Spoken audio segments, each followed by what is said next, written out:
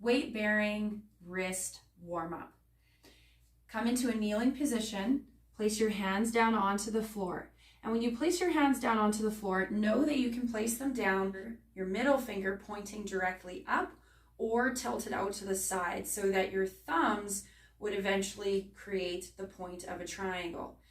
Everybody's wrists are a bit differently, and some of us, just like our feet with squatting, we want to be straightforward or potentially a bit more turned out.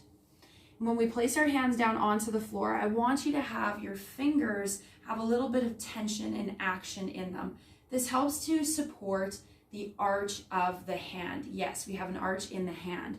So placing your hands down onto the floor, you can bring your hips up so you put a little bit more weight into your hands. And then go ahead, tensing the fingers, kind of gripping into the floor a little bit. Start with some small wrist circles, maybe eventually getting out into some bigger wrist circles in one direction. And then switch directions and start very small again, getting out into bigger and bigger wrist circles. From here, you can also move forward and backwards or more side to side.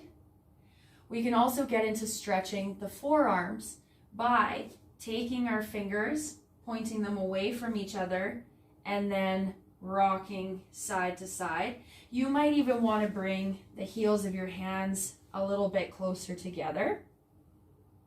And you can see as I'm shifting, I'm allowing my palm to come up just a little bit.